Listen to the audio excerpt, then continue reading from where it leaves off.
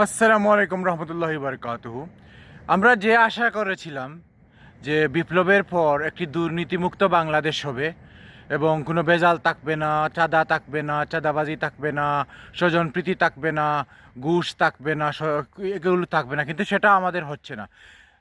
যে নেপালে হলো, শ্রীলঙ্কাতে হলো যে আন্দোলন, তারা কিন্তু যারা বিপ্লব ঘটিয়েছিল তারাই পরবর্তীতে তারা মানে ইলেকশনে পাশ করেছে। বাংলাদেশে কিন্তু সেই দুর্নীতিগ্রস্ত দল যেগুলো মানে কোনো হিসাব নাই, লুটপাট, চুর বাটপারি, স্বজনপ্রীতি, কমিশন, এই সেই খাওয়া, সেগুলোই আসছে। এই সাম্প্রতিক আজকে একটি জরিপে এরা 70% পেয়েছে, যারা 54 বছর ধরে দেশকে লুটে পুটে খেয়েছে। কিন্তু আমরা এই যে 2000 ছাত্রের প্রাণ, সেগুলো মনে হয় বৃথা যাচ্ছে, মানে কোনো কিছুই হচ্ছে না। সেই আবার আমরা পুরনো বাংলাদেশে সেই লুটপাট, বাণিজ্য, কমিশন, দুর্নীতি, আমাদের বেজাল, আমাদের চাকরি নাই, আমাদের স্বজনপ্রীতি, মামা বাগনা খালু, সেই বাংলাদেশে আমরা প্রকাশ করতে যাচ্ছি।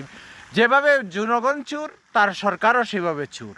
একজন দেখিয়েছেন তার বাৎসরিক ইনকাম 7 লাখ টাকা, কিন্তু উনার গাড়ি হচ্ছে 10 কোটি টাকার। উনি যে বাসায় থাকেন গুলশানে, সেটার ভাড়া হচ্ছে মাসে 8-10 লাখ টাকা। তো এটা কিভাবে? কেউ জিজ্ঞাসা করে না, বাবা তুমি 7 লাখ টাকা বৎসরিক ইনকাম করো, এগুলা তোমার কোত্থেকে আসছে? মানে দিনে দুপুরে ডাকাতি আর কি। জনগণ যেভাবে সুরেদেরকে সামনে নিয়ে লুটপাট করে খাবে, এই প্রত্যেক অফিসে ঘুষ খাবে, একটা জন্ম নিবন্ধন সার্টিফিকেট বের করতে ঘুষ খাবে, বাচ্চাদের টিকার কার্ড বের করতে ঘুষ খাবে, কাগজে কাটবে, জমিনে ঘুষ খাবে, এই দুইটা পরিবারকে সামনে রেখে মানে এটা চলতেই থাকবে। এই 2000 ছাত্রর প্রাণ বৃথা গেল কেন? এরা মরলো কেন? এই পা দিল, হাত দিল, এই যে মুক্তিযুদ্ধ বলা হয়, পাকিস্তানিরা লুটে পুটে খেলে তো ভালোই হইতো, কেন এই 2 লাখ, 30 লাখ, 50 লাখ যা মরছে কেন মরলো?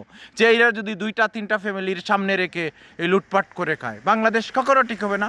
আমরা যে আশা করেছিলাম সেই আশা কিন্তু বৃথা গেল।